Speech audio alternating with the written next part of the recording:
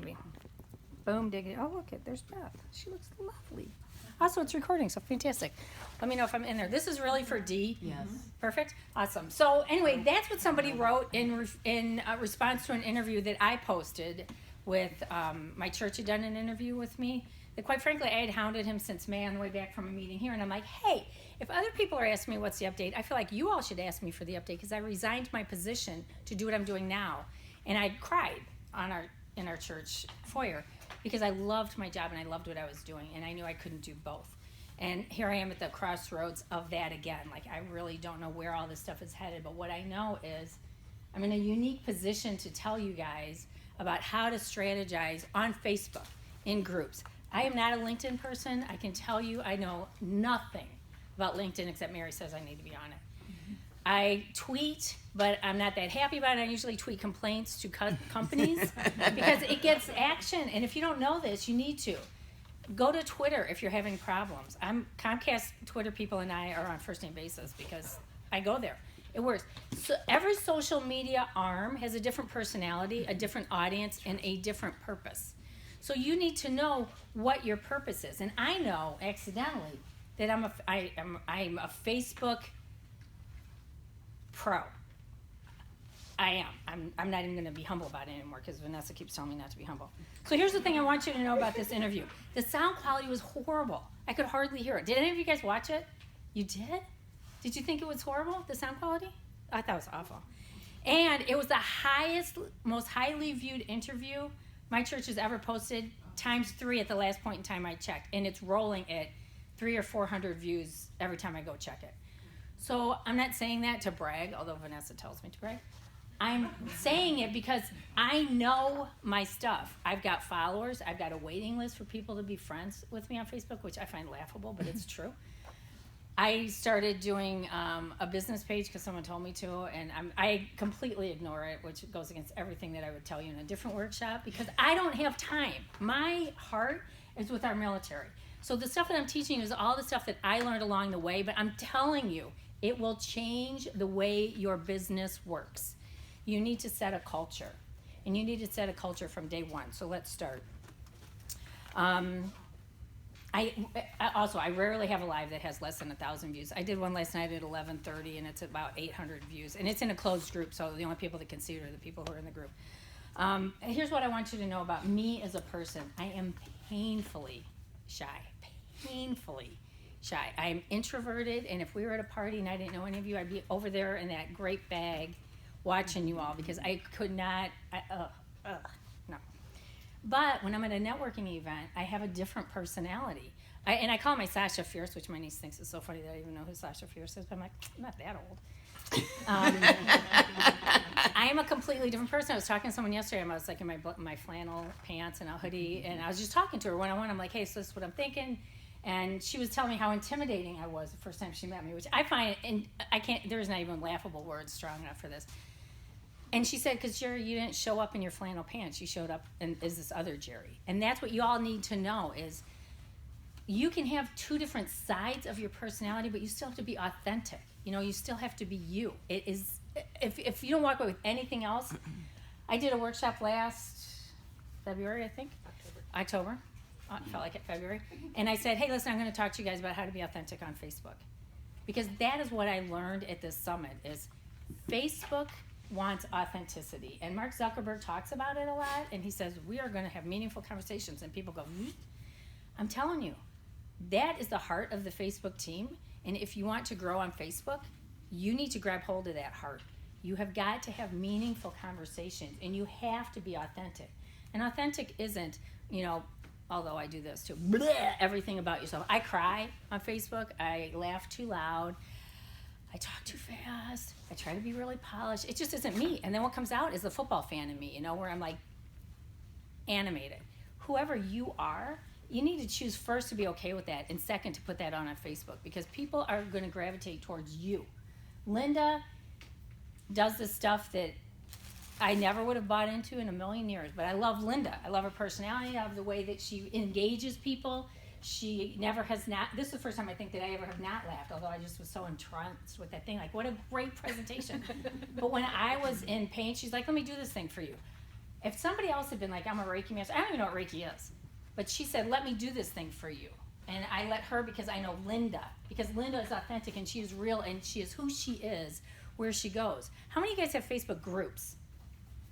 How many of you are afraid of your group? How many of you feel like your group is really clicking? Mary? Your new group? Mm-hmm. The one you just formed? Yep. Awesome. And what's your group about? It's clothing, selling clothing. We have started just a couple weeks ago and I have over 1,000 right now followers. Dang, Daniel, that's impressive. Is it an open group? No, I think that's You have a closed group with 1,000 people. Yeah. How do they find you? Through friends of friends, like my friends, and then they recommend, and then they recommend. Purely word of mouth. Yes. That's extraordinary. There's a woman who doesn't even need to be here. You can go now. Okay, so this is what Facebook values: authenticity, knowing in your gut who you are and why you sell. Don't make that face, because I was at this summit and I was sitting next to her and quite intimidated by a woman who had 1 million people in her group, and I'm like, oh my God, 1 million people. But next to her was this guy with 99 people in his group, and the team at Facebook valued both of them equally enough to invite 100 of us into this organization. We were allowed to bring 2 guests out of 600 plus million groups. So it's not about size, no matter what some people say. So Zuckerberg likes to say meaningful conversation, but what is a meaningful conversation? I think this was one of your homework questions, wasn't it? What is a meaningful conversation? Anyone have an answer?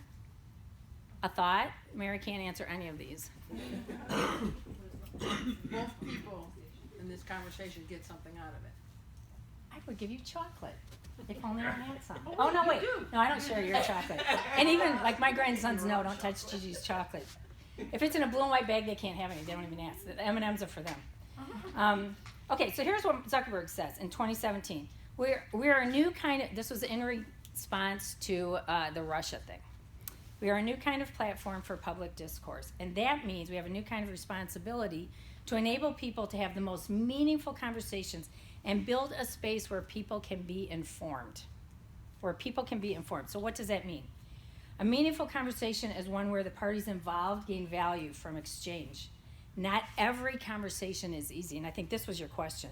Sometimes events are beyond your company's control, right? The government shutdown affects our military directly and immediately. Immediately, people were sent home.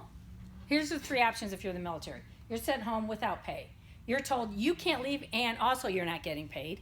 Or you're making $1.50 an hour because our junior enlisted don't make scratch. And oh, by the way, you're not getting paid. To their benefit, there are 2 credit unions that stepped into the gap. But as a parent of someone in the military, times 13,000 people in my group, we had a lot of people who were freaking out. Our standard is we don't talk about politics, and so we didn't talk about this, but we talked about the solutions. And so that's the thing for you, is what do you do when something happens that's outside of your purview, but it directly affects your people? Can you think of a thing in your realm? It might be like the mortgage bubble, right? Or there was a gas leak in Northern Plainfield a while back. If anyone who was selling a house at that time, like, they took a hit. Can you think of other ways where your customers, your clientele, your people have something that you did not create but you have to respond to? Anyone? Google algorithm changes. Oh my gosh, I hate, that's a cuss word in my life. Algorithm changes. Stop doing that. Yeah, there's a perfect example. And so you have to address it even though you don't have any power over it. Okay, so how do you engage in those difficult conversations? Algorithms, heart attacks, what's back there? Confidence issues. I have a thing that might be skin cancer, or how to, like, you all should know, because I asked you guys this ahead of time. What is your difficult conversation? Barb, chocolate. I mean, I'm out. I'm a diabetic. It's a 2-word thing. I'm out. Oh, I'm a I diabetic. can't eat chocolate, and that's not a true statement. So Boom. you gotta manage your carbs, and we have sugar-free, not low sugars. See? I'm convinced there's an answer for every difficult conversation. Okay, so here's what I want to talk to you guys about. Like, I want you to close your eyes again. Close your eyes. I want you to picture somebody who is in your group that you don't know personally. Picture their name on your screen. Picture their profile picture. Do you have someone? So I want you to answer these questions. Do you know what causes them to be overwhelmed? Do you know what causes them to feel tired? I'm not talking, I lost sleep last night. I'm talking bone weary. I cannot go on. Do you know what causes them to feel lost or feel found? What energizes them? What are their biggest hurdles this week, this month? What makes them just want to walk away from it all? Okay, open your eyes. Those are the kinds of questions you have to ask yourself and you have to know. I run a group of 13,000 people, and this lady who thinks I'm so amazing is probably never going to meet me. And I cried when I read that because, you know what, I'm just Jerry Ann in the flannel pants in my office, you know, like trying to figure out when my husband's going to bring the laundry down because I'm running out, you know what I mean? Balance for me is such a challenge because of the volume. But what I know is that when I speak to people in our group, so we have a main group of 13,000, and we have a lot of subsidiary groups. That the smallest one I think is like 100, maybe 125. Maybe it's under 100. But a lot of those people who will never lay eyes on me feel super connected to me, and they identify with me, not because I'm such an extraordinary person, because I'm telling you guys, I really don't think I am. I just think I've been in a position to learn a lot, and so I want to share a lot. But it's because I am who I am. I have gone on, I have wept. We lost a lady in our group, I'll cry it now if I talk too long about it, who I loved, had never met her, had talked to her a couple times on the phone. Her dad helped us with a situation, and I knew that she was fighting cancer, and I knew she was fighting metastatic cancer, and I knew she wasn't going to win. But when she died, I prepared myself. For well over a year, I prepared myself for my friend who I'd never met to die. And when she died, I wept inconsolably. I could have cleaned it all up, and I could have gone on the next morning and said, we lost somebody last night. And this is my choice. Like, this is how I run my group. But, you know, you have to decide what your level of realness is. I went on, I bawled, and we started a movement related to her because I don't want her to ever be forgotten. That's the level of real you need to choose for your people. And it really doesn't matter what your customer base is, what you're doing, because you're building a community. And your community is going to come to you, and maybe it'll start to be about chocolate, but then when they find out that Barb has, did I hear you have meniscus? Was that you? Has knee problems, that she rides a Harley, that she supports our veterans. That's how it happens. But you know how it happens? You guys set the culture. You set the culture of your group. If you're going to make it strictly business and there's no off-topic stuff, then you're going to miss the whole impact of Sandy Oprondak, technology challenged person who is one of my biggest fans and I'm one of her biggest fans. We have virtually nothing in common. She's healthy, I have chips. We literally, do we have anything in common other than the circles that we move in? The circles we move in. But we've talked a lot. We've carpooled a few places. And I would, without a doubt, connect Sandy to somebody else. That is what you need to create in your Facebook groups. Do you know how to do that? How many of you guys feel really confident in doing that? Mary, you don't count. Stop putting your hand up. We know that. You do. So when people come to you and they're like, so I have, I don't know if this has ever happened to you, like I have breast cancer. How do I dress with chemo? Clothes feel bad, right? They're not so comfortable. The chemo and the radiation is just making my skin feel raw. People can come to you. You feel, have they done that yet? A lot, because I'm a social worker, and right away Oh, when yeah. I'm a social worker, it's like I become like a counselor. for Yeah. them, and they cry, and then some of them like tell me I don't open up to people that easy. Yeah. And so like this journey has got me to meeting so many incredible people, and we're friends. I can call them friends. They call me like constantly. Like last night, I had 3 of them call me just to talk. So it is a Yeah. great journey. That's it right there in a nutshell. That's what you need to create. Not to, because I feel like I'm an accountant by trade, but I feel like I'm half social worker now. This was not something, I was like an accountant in the corner for a reason. But it's about connecting on that personal level. And I'm going to tell you one other story. I had a lady who I like her, great personality, fantastic, outgoing, bubbly, super fun. It's someone who's you easily gravitate toward, right? Like you don't have to do the heavy lifting in the relationship. You can just sit there and kind of, I have 4 minutes left. Sorry, Dee, we're not getting to the meat. Anyway, so I have a one-on-one with this lady, and it was all a tit for tat, right? So the value of being in a relationship on Facebook and to cultivating the relationship on Facebook isn't, let me give you a coupon, let me talk to you so you can be my friend so that you can buy from me. It's that. It's, hey, I know you're busy. And I'm telling you, I don't even know how many conversations start with, hey, you're busy. I know you're busy. I know you're busy, but I'm going to talk to you anyway because I need something that you have to offer. That's what you need to do. Cultivate that relationship because the sales will come. And the reason the sales will come is, I'm going to tell you a 2-second story. It was going to be a minute story. There's a lady who I've worked with for several years. We've had a couple conversations. It's been pretty surface, but she's always been a supporter of mine. She's always been very kind, and she has never pushed her sales. She's put it out there, you know, like a lot of you do, like, hey, this is what I've got going.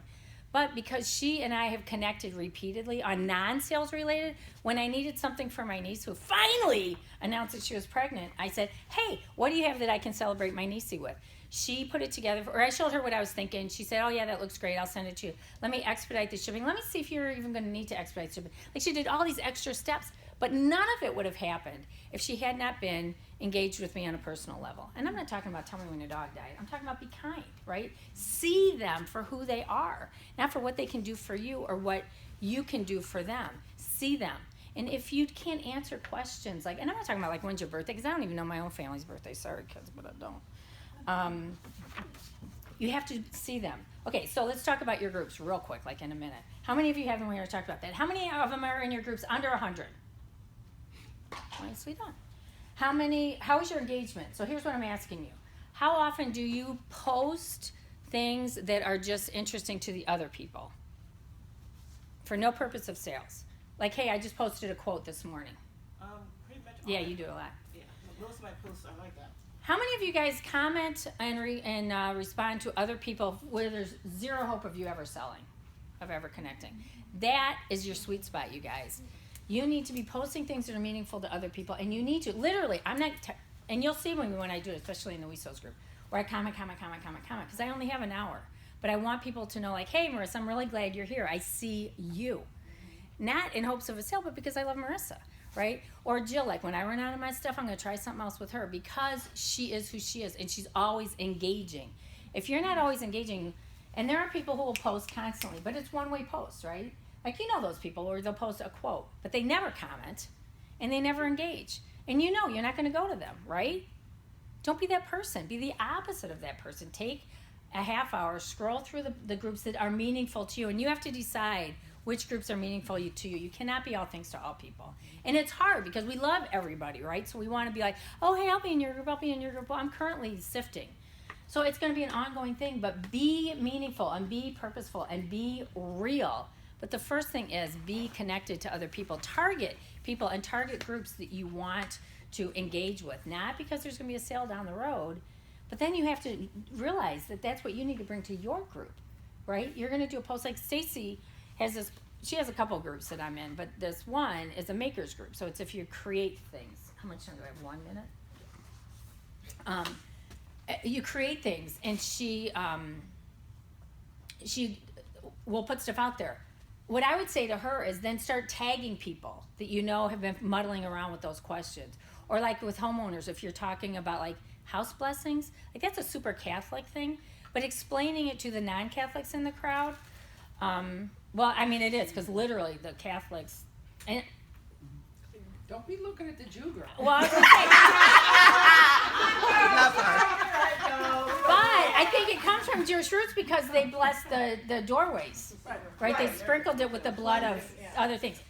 But it's a very, very strongly identified in the Catholic community. So, you know, knowing that and explaining, like, we have acronyms and we have ways that we talk. No one knows what you're talking about. Explain it, over-explain it, because it's okay. Because people who know it are going to buzz past it. I do not know what Vox Sox is, and whoever said Vox Sox lost me. Sounds intriguing, but I don't know what it is. I know, I sell a card. Okay, so here's what I do. I comment on nearly every post I see. I only do it a couple times a day, but I will comment on everything. I will click on my most recent, and I will comment on all of them. And I have 13,000 people in my main group. Dang it. Mine, can I, all right, thanks. I'm going to just finish up real quick. I respond to every single comment and post I'm tagged in. Every single one. There's no excuse for you not doing it. If you're wanting to engage people and grow your group, that's the thing you need to do the most. I also post comments if nobody else does. There's nothing worse than the cricket moment. And I'm telling you, it happens to me in WeSo's all the time. I post and I'm like, did you see that, Marissa? Because I feel like I put it out there. I'm gonna check and check. It doesn't. Do you know what's better than an emoji? I don't care. Like, Facebook disregards the thumbs up. Just so you know that. It is no longer a player. Don't even use it. Are you serious? I'm 100% serious. Facebook tracks how long it takes you to decide which emoji you're going to use. Algorithms, you guys. You know, if Facebook values more than the best emoji, you can put 1,000 creative emojis out there. One word.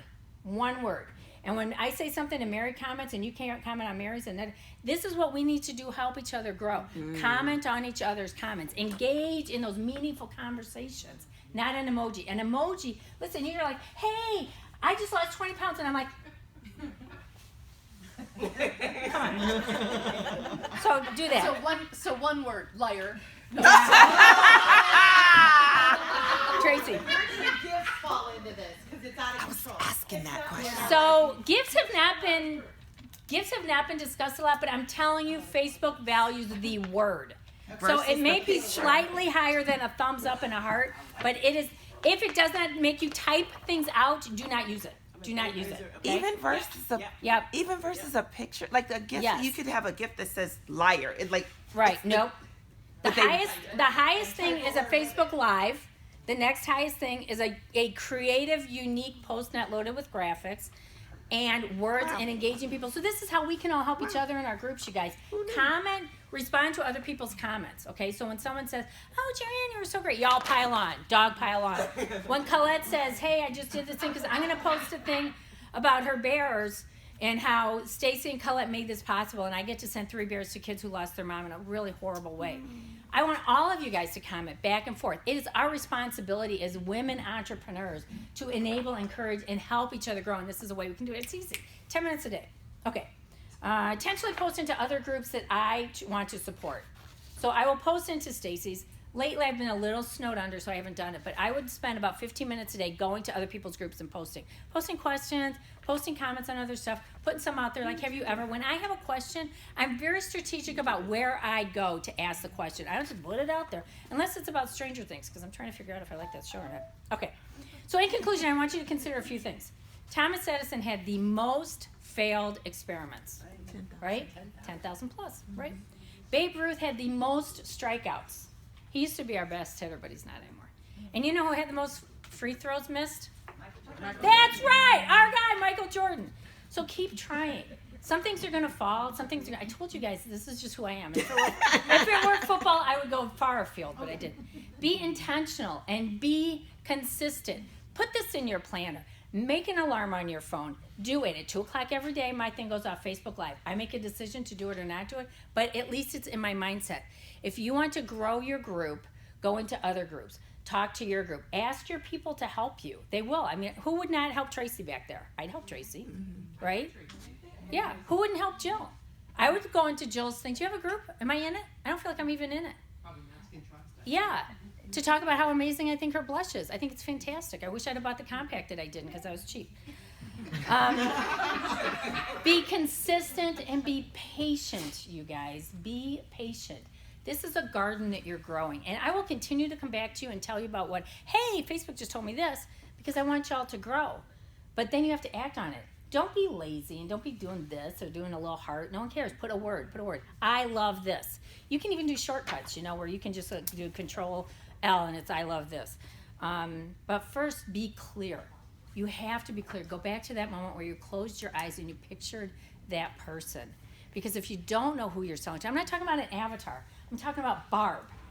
I'm talking about you, whose name I forgot. I'm sorry. I'm talking about Sandy. Sandy. You have. I said Sandy, but I. Oh, Sandy too. Sandy Squared. That's awesome. Who is that person? And then when you're sitting down to comment, to respond, or to post to that person. I guarantee you, we come back here a year from now, things are different for you. If you have any questions, I would be thrilled to probably ignore your message through the weekend, but I'll get back to you on Monday. And just keeping it real, guys. oh my God, I love you. If you have my cell phone, you can text me, say, hey, go read my private message. I've had that. I'm so sorry, but I'm really passionate about this. And I will be doing a workshop at the retreat about authenticity on social media. So if you guys got a little taste of it, thank you for your time and for tolerating my roughness. Bye, Dee. This is all for you. questions on the back of your sheet are things for you to work through to help develop yourself. I want it off. Thank you, Jerry Ann. Thank you. Pat?